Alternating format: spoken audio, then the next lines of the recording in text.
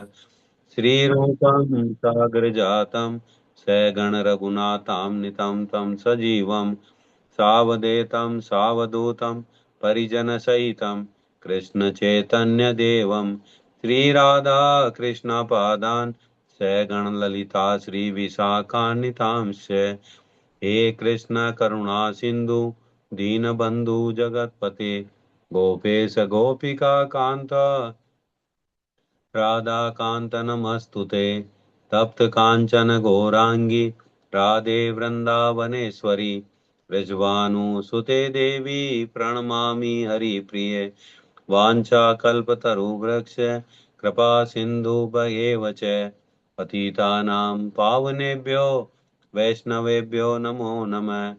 जय श्री कृष्ण चैतन्य प्रभु नित्यानंद श्री अद्वैत गदाधर श्रीवासादि गौर भक्त वृंद हरे कृष्ण कृष्ण कृष्ण हरे हरे हरे राम राम राम हरे हरे। हरे कृष्ण।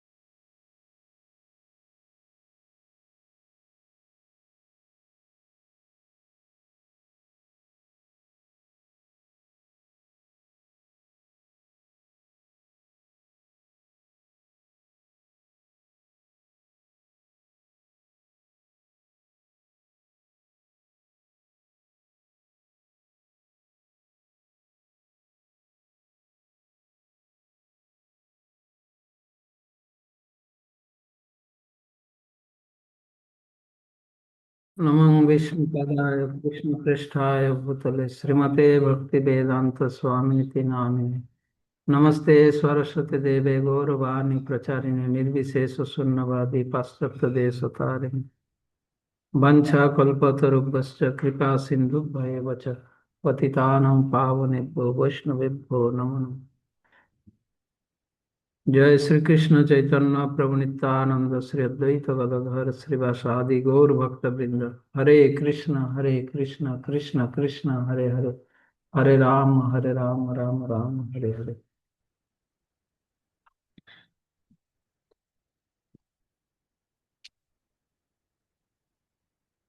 कल हम कौन सा श्लोक पढ़ रहे थे? 36 नंबर राजी। 36। 37 पढ़ रहे थे महाराज जी शायद। अथ भगवान ज्ञानप्रयुक्तयं पापं चरति पुरुष अनिच्छन्नापि वार्ष्णेय बलादिव नियोजित। तो अर्जुन ने भगवान से पूछा, ऐसा कौन है जो व्यक्ति को पाप करने में विवश कर देता, बाध्य करता है? ऐसा कौन है? इसके उत्तर में भगवान ये बता रहे हैं,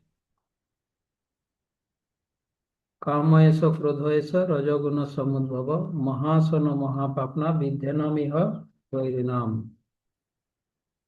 ये काम ही वो है जो एक व्यक्ति को पाप करने में विवश कर देता है। काम किसी व्यक्ति को पाप करने में विवश करती, बाध्य करती है। और कल मैंने बताया था इस काम रूप शत्रु का, काम रूपी शत्रु का इसका विशेषताएं क्या है। ये रजोगुण से उत्पन्न होता है, काम से क्रोध उत्पन्न होता है, और काम बद्ध जीवों को पाप कर्मों में विवश करते हैं। यह काम कभी तृप्त नहीं होता, इतना ही उनको भोग्य विषय दिया जाए ये कभी सर्वदा अतृप्त दुष्पूरणीय भोग में एक कभी तृप्त नहीं होगा। और यह जीवों के सर्वग्रासी शत्रु है, सर्वग्रासी सब कुछ ग्रास करने वाला। और काम के स्वरूप मैंने बताया था, भगवान श्री कृष्ण के प्रति जीवात्माओं का जो स्वाभाविक प्रेम है भगवान के प्रति, वो विकृत होकर काम में परिणत होता है। रजोगुण के संपर्क में वो प्रेम भाव काम में रूपांतरित होता है। और उदाहरण दिया गया था, जिस प्रकार दूध में खट्टा मिलने से दूध दही में परिणत हो जाता है।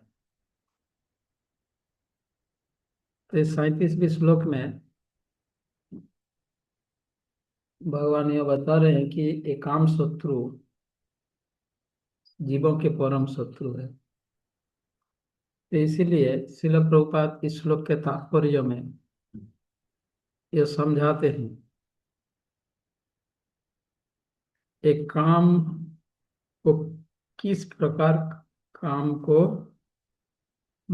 पर विजय प्राप्त किया जाए, काम रूपी शत्रु पर कैसे काम रूपी शत्रु को दमन किया जाए, इसका उपाय श्रील प्रभुपाद तात्पर्य में एक्सप्लेन किए हैं।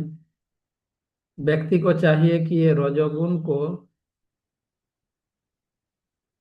काम में परिणत होते ना दे। रजोगुण से काम उत्पन्न होता है, रजोगुण से तमोगुण, तमोगुण से रजोगुण से काम उत्पन्न होता है। तो रजोगुण को काम में परिणत होते ना दे, इसके लिए क्या करना होगा, व्यक्ति को क्या करना चाहिए कि रजोगुण से काम उत्पन्न न हो। और काम ऐसा क्रोध ऐसा रजोगुण समुद्भव, रजोगुण से उत्पन्न होता है। हम रजोगुण को तो हटा नहीं सकते, क्योंकि प्रकृति का भौतिक प्रकृति के 3 गुण, रजोगुण को हम अपने से हटा नहीं सकते, ये तो रहेगा। और रजोगुण से काम उत्पन्न न हो, ऐसा हम स्टेप ले सकते हैं।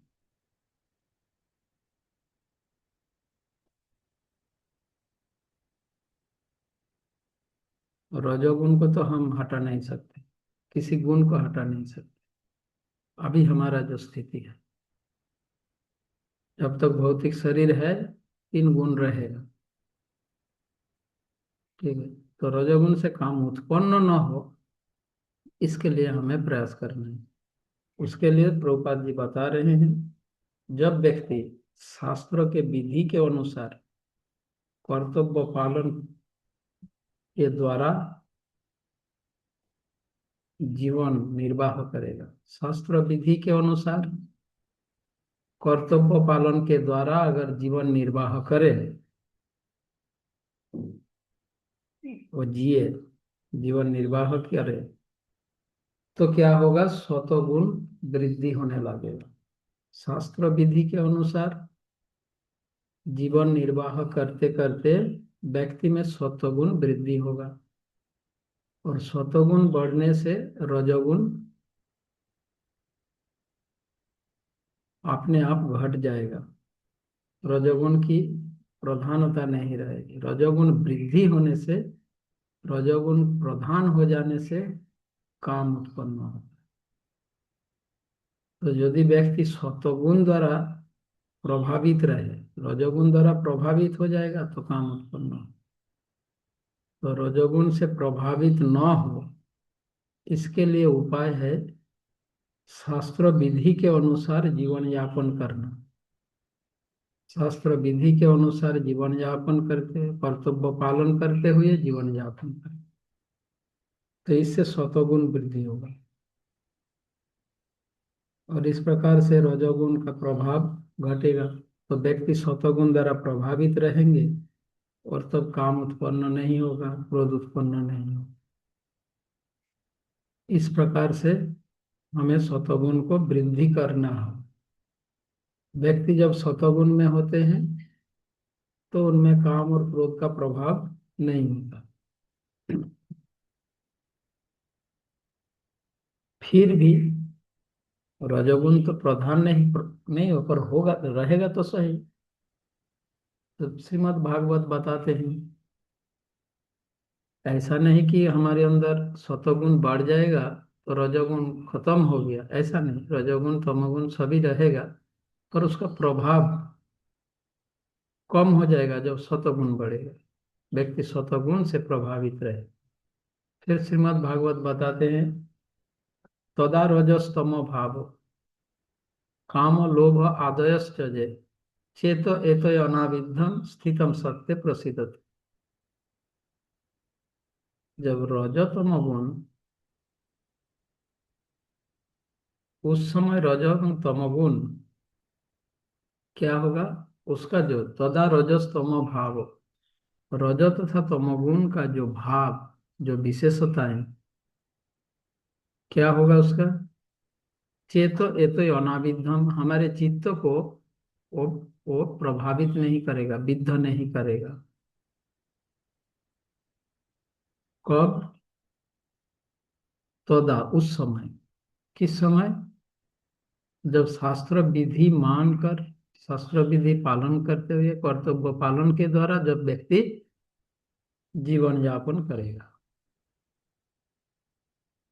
श्रीमद् भागवत के उस श्लोक के पहले श्लोक में भगवान सुत गोस्वामी जी बताते हैं कि नियमित रूप से जब कोई भागवत श्रवण, यह शास्त्र विधि,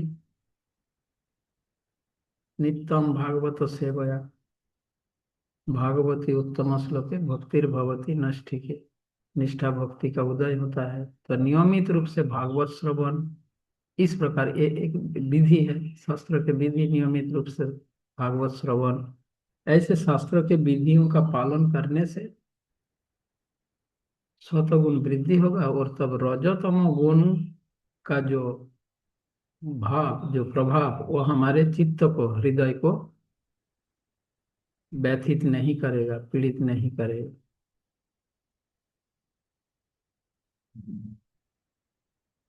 फिर भी रहेगा, पर वह पीड़ित नहीं करेगा। पर प्रभुपाद जी बताया कैसे काम तथा क्रोध को हम कृष्ण भावनामृत में इसका प्रयोग कैसे कर सकते हैं। कृष्ण भावनामृत में काम और क्रोध का प्रयोग कैसे किया जाए, इसका उपयोग कैसे करें। कृष्ण के प्रीति के उद्देश्य, कृष्ण के संतुष्टि के लिए अपना काम का प्रयोग करना चाहिए, उपयोग लेना चाहिए। काम शब्द का अर्थ भौतिक इच्छाएं, तो हमारी भौतिक इच्छाओं को श्री कृष्ण को अर्पित करके कृष्ण के लिए इच्छा पूर्ण करना है, ऐसे कृष्ण के प्रसन्नता के लिए।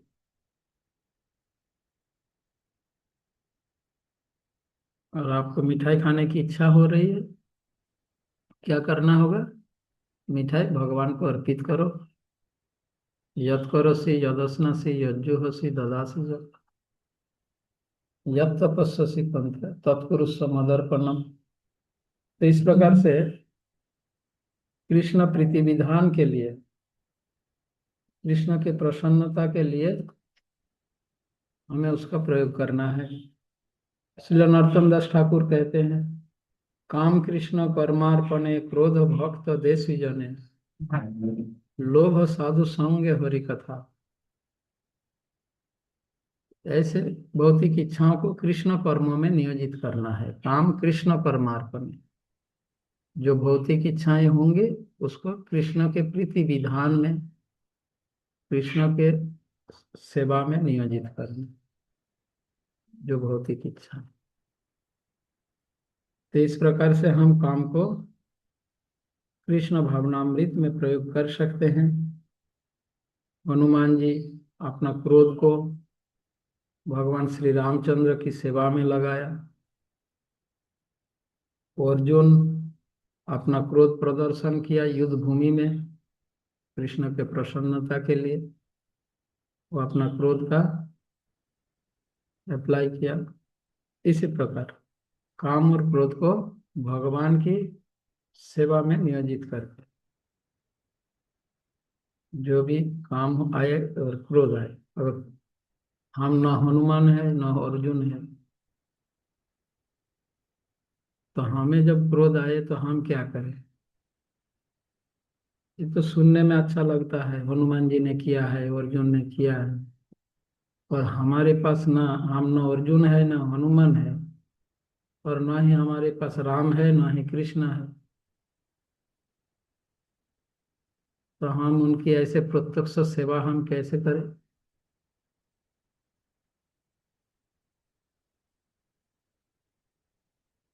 हमारे पास भी है, राम भी है, कृष्णा भी है, तो हमें हमारी क्रोध को भगवान की सेवा में कैसे प्रयोग करें? जब गुस्सा आए, दो चार प्रभुपाद के पुस्तक लेके निकल जाओ प्रचार करने, प्रचार करने निकल जाओ, गुस्सा अपने आप ठंडा हो जाएगा। क्यों? आप दूसरों पर गुस्सा नहीं निकल सकते पब्लिक में, तो आपको अच्छे तरीके से पता है, पिटाई खाओगे। घर पे रहोगे, जो तुम्हारे गुस्सा जहां पर निकाल सकते हो वहां रहना ही नहीं। श्री कृष्ण की सेवा में अप्लाई करो, प्रभुपाद का पुस्तक लो और निकल जाओ बुक डिस्ट्रीब्यूशन के लिए। देखो गुस्सा कहाँ जाता है, दिखता है, अपने आप गुस्सा ठंडा हो जाएगा। कैसे? हनुमान जी भगवान की सेवा में लगाए, आप भी लगाओ भगवान की सेवा में। इस प्रकार अपना गुस्सा जब आए तो ऐसे प्रत्यक्ष सेवा में ये करना होगा, जहां आपका गुस्सा सहने वाला कोई नहीं, गुस्सा का जवाब देने वाला है, ऐसे जगह में सेवा में जाना है। सिंपल। गुस्सा को अगर भगवान की सेवा में लगाना है तो यही प्रोसेस है। ऐसी जगह जाना है जहां आपकी गुस्सा, आप गुस्सा निकालोगे तो उल्टा जवाब मिलेगा, और जहां जवाब नहीं मिलता है वहां अगर गुस्सा निकालोगे तो गुस्सा आपको कंट्रोल कर लेगा, आप गुस्सा को कंट्रोल नहीं कर पाओगे, फिर वो दुरुपयोग होगा। तो अब से ऐसा करना, जब गुस्सा आए तो ऐसे प्रत्यक्ष सेवा में, या तो बुक डिस्ट्रीब्यूशन में निकल जाओ, ऐसे जगह ऐसे कार्य करना है, भगवान की सेवा कार्य ऐसा करना है जहां आप गुस्सा अगर निकालोगे तो गुस्सा का बदला आपको मिलेगा। तो इसमें क्या होगा, या तो आप गुस्सा को कंट्रोल करोगे, या तो गुस्से बदले का सामना करोगे। व्यक्ति गुस्से में बहुत काम कर देता है, जब गुस्सा आता है ना तो अल्प समय में ही, थोड़ी सी समय में ही 2 गुना 4 गुना काम कर देता है गुस्से में, तो पावर बढ़ जाता है, व्यक्ति में शक्ति बढ़ जाता है अपने आप। तो इसलिए कह रहा हूँ, जब गुस्सा आए तो बुक डिस्ट्रीब्यूशन में निकल जाओ, फिर उस समय पावर बढ़ जाता है ना, पावर को काम में लगाओ, अपना शक्ति को, पावर को।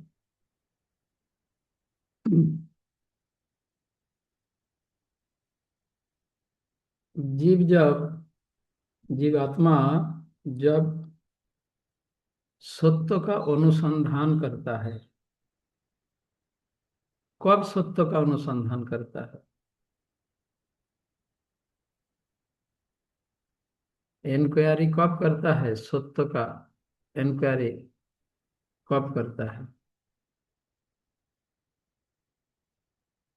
पहले वो जब यह समझता है ये संसार, ये सब कुछ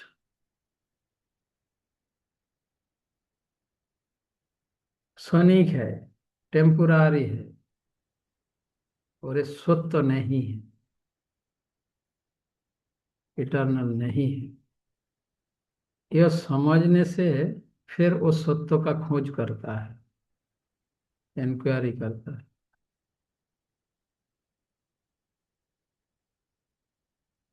और कब यह रियलाइज करता है व्यक्ति, ये भौतिक जगत और भौतिक जगत के सब कुछ अनित्य है, टेम्पोरारी।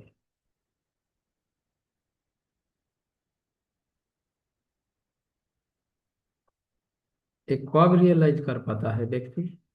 जब व्यक्ति अपना कामना पूरी करने में व्यर्थ होता है, जब अपना इच्छा पूरा करने में वो व्यर्थ हो जाएगा, असफल होगा, तब वो यह रियलाइज, तब वो सोचता है और रियलाइज करता है, समझ पाता है, उपलब्धि करता है ये जगत। और जब तक कामना पूर्ति होता रहेगा, मैं जो चाहता हूँ वो मुझे मिलता रहे, तब तक वो यह रियलाइज नहीं कर सकता कि ये जगत मिथ्या है, टेम्पोरारी है, अनित्य है। मुझे शाश्वत वस्तु का खोज करना चाहिए, सत्य क्या है जानना है। यह तब तक दिमाग में नहीं आता जब तक हमारी भौतिक इच्छाएं पूरी होने लगता है। जब भौतिक इच्छाएं पूरी नहीं होगा, तब व्यक्ति ऐसा सोचता है। जब व्यर्थ होता है, तब व्यक्ति किंग कर्तव्य विमूढ़ हो जाता है, अनिर्णय की स्थिति में आ जाता है। अर्जुन का स्थिति यही हुआ। अर्जुन किंग कर्तव्य विमूढ़ हो गए, क्या करना है, अनिर्णय स्थिति में आ गए। क्यों? वो जो चाहता था वो नहीं हो रहा था, तो व्यर्थ हो, उनका डिजायर पूरा नहीं हुआ। वो युद्ध छोड़ना चाहते थे, वो भी नहीं हुआ। युद्ध करना नहीं चाहता है, युद्ध छोड़ना चाहता था, छोड़ भी नहीं पाया। तो उनका इच्छा जब पूरा नहीं हुआ, तो किंग कर्तव्य विमूढ़ हुए, अनिर्णय में आ गए, इनडिसिशन सिचुएशन में।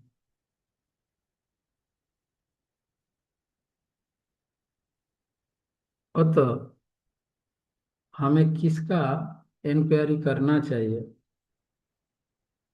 परम सत्य, परम सत्य का इंक्वायरी करना चाहिए। परंतु जब तक जीवात्मा अपनी भौतिक इच्छा पूरी करने में लगे रहेंगे और पूरी करते रहेंगे, तब तक यह रियलाइजेशन इम्पॉसिबल। तो इस प्रकार स्टेप बाय स्टेप भगवान श्रील प्रभुपाद इस श्लोक में समझाया, 36 और 37वीं श्लोक में। अब 38वीं श्लोक, जिसमें भगवान यह बता रहे हैं, एक काम शत्रु जीव के चेतनाओं को, जीवों के चेतना को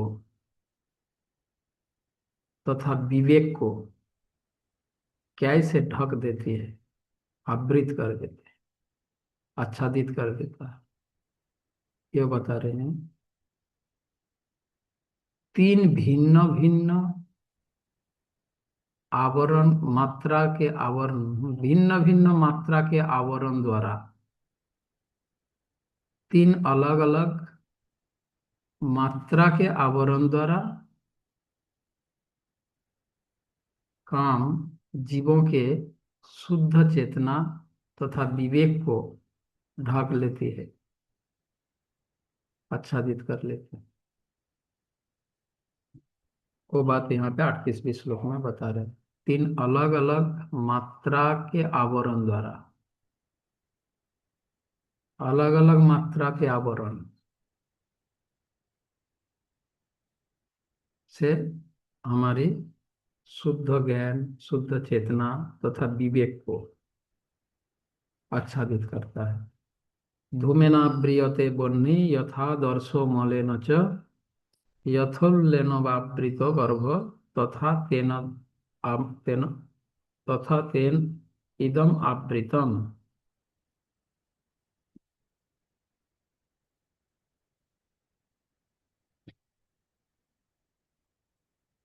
तो ये तीन जो अलग अलग मात्रा में आवरण, इसको तीन वस्तु के साथ तीन उदाहरण से समझाया भगवान। जिस प्रकार धुआं के द्वारा अग्नि आवृत रहता है, आच्छादित रहता है। दूसरा, धूल के द्वारा आईना, कांच, शीशा, दर्पण जो आवृत रहता है धूल के द्वारा।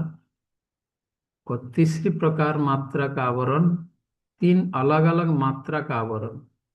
तीसरी प्रकार जरायु द्वारा गर्भ आवृत रहता है। ये तीन आवरण का मात्रा अलग अलग है। अग्नि धुआं द्वारा ढकी हुई रहती है। जब अग्नि धुआं से ढकी रहती है तो अग्नि को दिखाई नहीं देता, धुआं केवल दिखता है। ये आवरण बहुत ही, क्या बोलते हैं, पतला आवरण। थोड़ा हवा चलेगी, धुआं हट जाएगी, आग दिख जाएगी। थोड़ा हवा चलने से ये आवरण हट जाती है। और जब धूल मिट्टी से शीशा आवृत होता है, हवा चलाने से वो धूल मिट्टी हटेगा नहीं।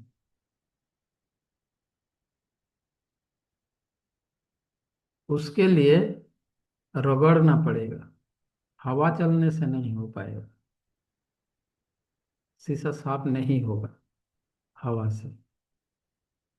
तो उससे ये थोड़ा और कठिन आवरण हो गया।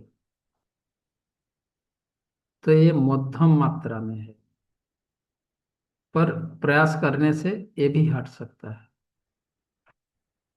और जरायु जैसे गर्भ जैसे जरायु द्वारा आवृत रहता है, इसको हटाना संभव नहीं। ये बहुत ही तीव्र मात्रा में आवरण है, इसे हटाना संभव नहीं। गर्भ को जब जरायु द्वारा गर्भ जब आवृत रहता है, अब गर्भ को जरायु से बाहर लाना,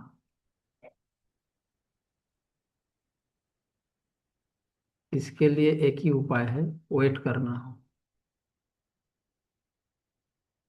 प्रतीक्षा करना हो, धैर्य रखना हो। नहीं तो पॉसिबल नहीं। अगर होता तो प्रेगनेंसी के बाद ही लोग बच्चा पैदा कर देते, पर उसको 9 महीना वेट करना पड़ेगा। 9 महीना कोई माँ 9 महीना नहीं झेलता। अगर जरायु से बाहर लाना गर्भ को अगर पॉसिबल होता, जैसे शीशा से धूल मिट्टी हटाना जैसा आसान हो, ऐसा अगर आसान होता, कौन स्त्री 9 महीना तक कष्ट झेलता? कोई झेलता? तो इसके लिए एक ही उपाय है, वेट करना हो। यथा समय तक धैर्य रखना है, वेट करना, तभी वो गर्भ बाहर आए। तो बहुत सुंदर उदाहरण भगवान, ये जो तीन भिन्न भिन्न मात्रा में मात्रा का जो उदाहरण दिए देकर समझाया भगवान, हमारी शुद्ध चेतना को काम ऐसे तीन प्रकार भिन्न भिन्न मात्रा से आवृत रखता है। जब किसी व्यक्ति का विवेक, चेतना ऐसी मात्रा में जैसे कि कृष्ण भावनामृत के प्रारंभिक स्थिति में, प्रारंभिक बिगिनिंग स्टेज में व्यक्ति के ऊपर काम का प्रभाव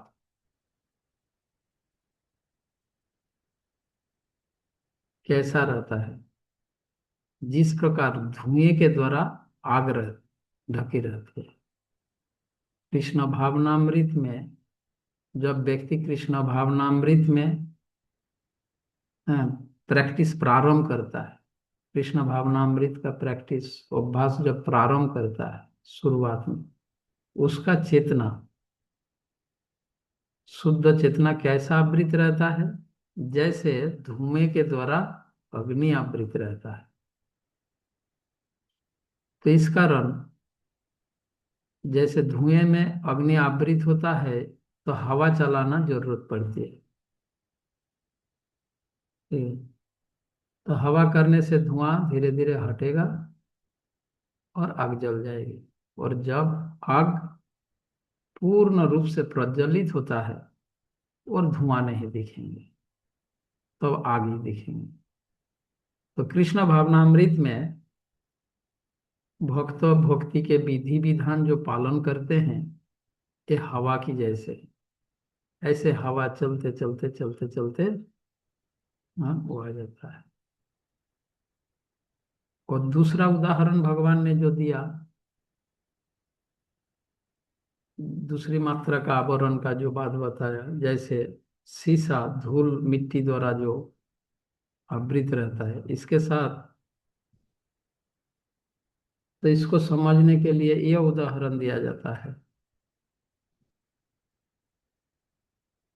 तो भक्तों की चेतना को धुएं की आवरण से तुलना किया गया। जो कृष्ण भावनामृत प्रैक्टिस कर रहा है अभी, उसकी चेतना ये धुएं की आवरण जैसे, आवरण की जैसे काम द्वारा आवृत है। ठीक है।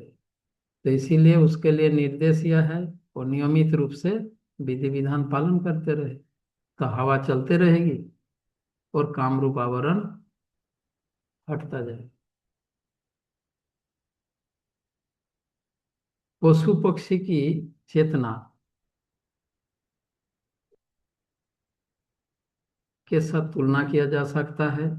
जैसे जो धूल मिट्टी का आवरण कलुषित चित्त व्यक्ति का जो काम का प्रभाव, जिनका हृदय कलुषित है, उसमें काम का प्रभाव ये धूल मिट्टी से शीशा आवृत होने की जैसा है।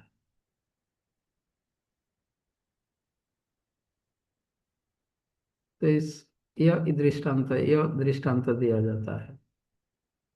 तो कृष्ण भावनामृत में भी बहुत से भक्तों का हृदय ऐसे कलुषित चित्त कलमश से भरा रहता है, तो वो केवल श्रवण कीर्तन से उनका नहीं हटेगा। हवा से काम नहीं होगा, शीशा को साफ करना संभव नहीं। क्या करना होगा? रगड़ना होगा गीला कपड़े से। तो यदि भक्तों की चित्त कलुषित होता है, ऐसे भक्तों को काम के प्रभाव से मुक्त होने के लिए क्या करना होगा? कठोरता पूर्वक, हाँ, उसको बताने से वो करेगा नहीं, उनको करवाना पड़ेगा। उसका हाथ पकड़ के करवाना पड़ेगा तो भी हो पाएगा।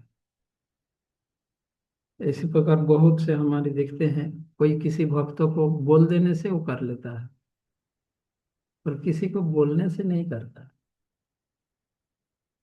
सब पकड़ के करवाना पड़ता है, क्योंकि उसका चित्त तो कलुषित है।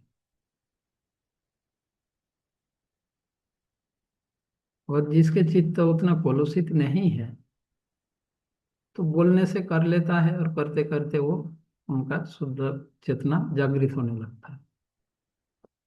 पर जिसकी चित्त पूर्ण कलुषित रहता है वो बोलने से नहीं करता,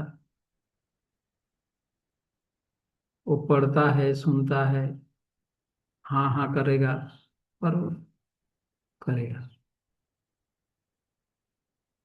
बोलते हैं ना, लातों की भूत बातों से नहीं मानेगा। उसमें ऐसा भूत होता है, उसे बात से वो भूत नहीं जाने वाला, उसको लात मारना ही पड़ेगा। ठीक है, उसको कितना ही बोलो कि सुबह उठ जाओ, नहीं उठेगा। तो जाके पानी डाल के पकड़ के उठाना पड़ेगा। तो बोल दिया कि उठ जाओ, वो उठ जाएगा? नहीं उठेगा। बोलने से वो नहीं करने वाला, क्योंकि चित्त पूर्ण कलुषित है। अब जिसको ऐसा सुविधाएं हैं उसके लिए जिनके पास ये सुविधाएं नहीं है, ऐसा करने वाला नहीं है, ऐसा सुविधाएं नहीं है, तो उनके लिए शुद्ध ज्ञान को जागृत करना बहुत मुश्किल है। और तीसरा उदाहरण जो गर्भ जरायु द्वारा आवृत रहता है, ये तीव्र आवरण। और इसके लिए मैंने कहा इसका कोई ऑप्शन नहीं। इसके लिए एक ही ऑप्शन है, धैर्य रखना, प्रतीक्षा करना। मतलब जब किसी व्यक्ति का हृदय मतलब चेतना रजो तमो गुण द्वारा पूर्णतः आवृत हो गया हो, पूरी तरह भौतिक काम द्वारा आवृत हो, तो इस प्रकार तीन प्रकार के भिन्न भिन्न मात्रा का आवरण से काम हमारी चेतना को आवृत रखते हैं।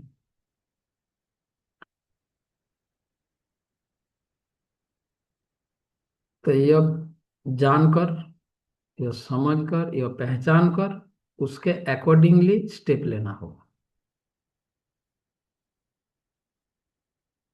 जिसमें जैसा आवरण है उसके अकॉर्डिंगली अगर वो स्टेप लेगा तभी वो शुद्ध चेतना जागृत होगा।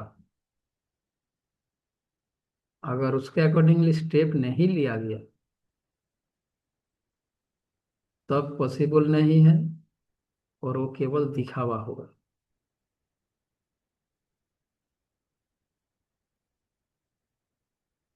इसलिए अत्यंत प्रयत्नशील होकर कृष्ण भावनामृत रूप अग्नि को प्रज्वलित करना है। तो कैसा ढका हुआ है उसके अकॉर्डिंगली स्टेप लेना है, कदम उठाना। इसी को कहा जाता है यथारूप प्रयास करना। प्रयास कर रहे हो, नहीं ऐसा बोलने से नहीं, यथारूप प्रयास करना है, अप्रोप्रिएट ट्राई करना है। ट्राई करना, हम कोई हर समय हर बात हर एवरी टाइम हम यह बात बोलते हैं, जब कोई कुछ सेवा हमें दिया जाता है, मैं ट्राई करूंगा, मतलब वो नहीं करने वाला। जो बोलता है मैं ट्राई करूंगा, मतलब यही होता है, इसका मीनिंग होता है वो नहीं करने वाला। जब व्यक्ति यह कहता है हाँ मैं करूंगा, तो होने का चांस है। मैं करूंगा तो होने का चांस है। और जब व्यक्ति कहता है मैं ट्राई करूंगा, तो समझ लो वो नहीं होने वाला, नहीं करने। यही बौद्ध जीवों का, हाँ, ये सब कोड वर्ड समझना जरूरी है। ये सब बौद्ध जीवों का कोड वर्ड है। किसी को कुछ कहा जाता है, अगर वो एक कोड वर्ड यूज कर रहा है, मैं ट्राई करूंगा, तो एक कोड वर्ड है, इसका मीनिंग होता है मैं नहीं करने वाला। समझे। अब व्यक्ति कहता है मैं करूंगा, तो समझो वो ट्राई करेगा, मतलब होने का चांस है, वो प्रयास करेगा और वो कहता है करूंगा। और अगर व्यक्ति यह बोलता है या पूरा निर्णय ले लेता है मुझे करना ही है, हाँ ये तो मुझे करना ही है, ये जो कोड वर्ड, हाँ मेरे को करना ही है ये, तो समझो हाँ होगा, आप भरोसा रख सकते हो। तो ये तीन अलग अलग कोड वर्ड है, इन कोड वर्ड को समझना होता है, समझे। आप किसी को कुछ सेवा देते हो ना, जब कुछ निर्देश दिया जाता है, व्यक्ति अगर यह रिप्लाई आता है ट्राई करूंगा, तो समझ लो नहीं होने वाला, नहीं करने वाला। ये बद्ध जीवात्मा का कोड वर्ड है। आप जगत में इसका देख लो, ऐसा ही होता है।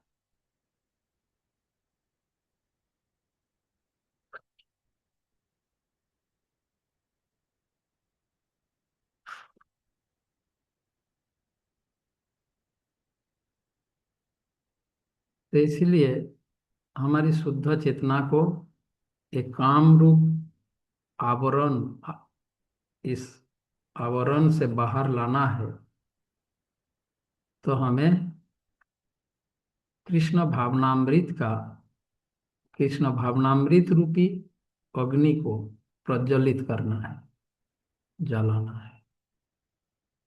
अब वो प्रज्वलित कैसे करें, उसका आवरण कैसा है, उसके अकॉर्डिंगली स्टेप लेना है। और इसके साथ साथ जो लास्ट बताया, केवल इंस्ट्रक्शन से नहीं होगा, इंस्ट्रक्शन से वो उसका क्या रिस्पॉन्ड आ रहा है, कौन सा कोड वर्ड दे रहा है, वो समझो, उसके अकॉर्डिंग आप स्टेप लोगे तो होगा।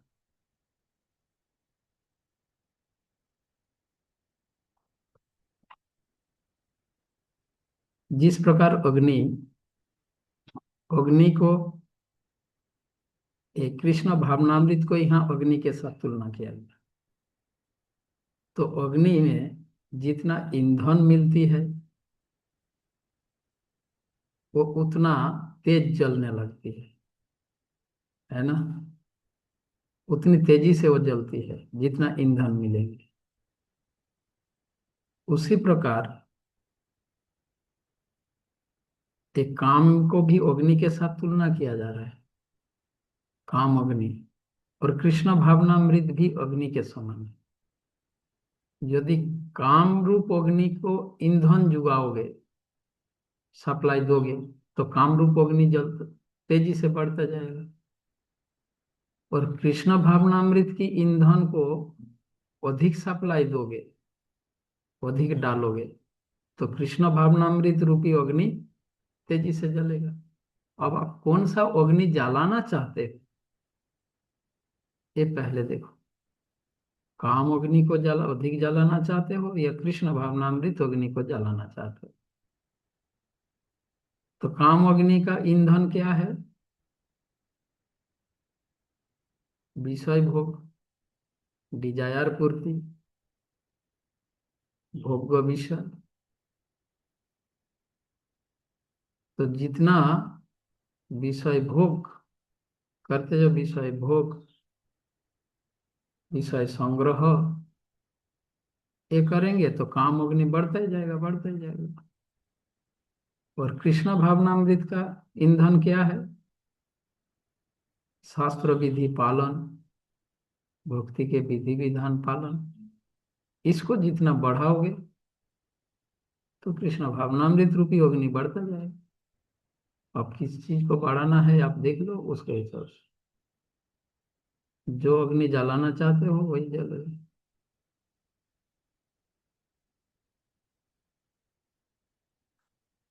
हरे कृष्ण। तो ये उपाय भगवान 39वें श्लोक में बताते हैं। आवृतम ज्ञानो में तेनो ज्ञानिनो नित्य वैरिना काम रूपेण पंथ्यो दुष्पूरेण न अनलेन च। इस श्लोक के तात्पर्य में प्रभुपाद जो मैंने बताया यह समझाते हैं। जितना इंद्रिय तृप्ति इंद्रिय विषय भोग करोगे काम अग्नि उतना जलता जाएगा, और जितना शास्त्र विधि कठोरता से पालन करोगे, भक्ति के विधि विधानों का पालन करोगे, तो कृष्ण भावना अमृत अग्नि बढ़ता है। अब आपको कौन सा अग्नि बढ़ाना है, जलाना है, वो आप पर डिपेंड है। फिर 40वें श्लोक में भगवान कैसे कामरूप शत्रु को,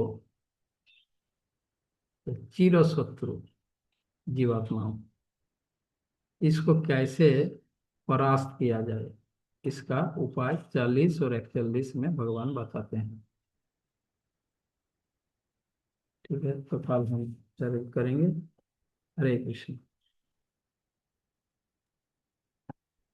हरे कृष्ण। धन्यवाद महाराज जी। तो महाराज जी का धन्यवाद करेंगे हरे कृष्ण महामंत्र बोल करके। हरे कृष्ण हरे हरे कृष्ण कृष्ण कृष्ण कृष्ण हरे हरे हरे हरे राम हरे हरे राम हरे राम राम राम राम हरे।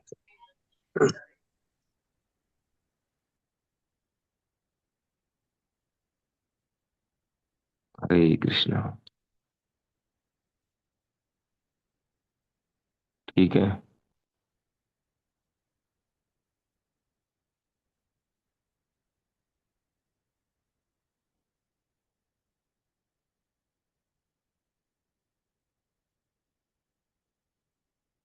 ये मीटिंग एंड करें। कोई कुछ कहना चाहते हैं?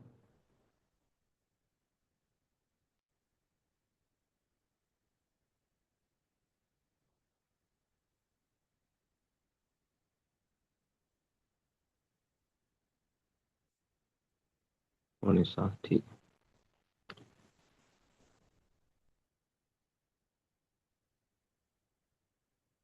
और कोई सूचना है प्रभु जी? कोई मैसेज है? नहीं प्रभु जी, आज तो कोई मैसेज नहीं। ठीक है। श्रील प्रभुपाद की जय, गुरु महाराज की जय, अनंत कोटि वैष्णव भक्त वृंद की जय, नमाचार्य श्री हरिदास जय। वांछा कल्पतरुभ्यश्च कृपा सिंधु पतितानां वैष्णव। ठीक है, सभी भक्तों को धन्यवाद।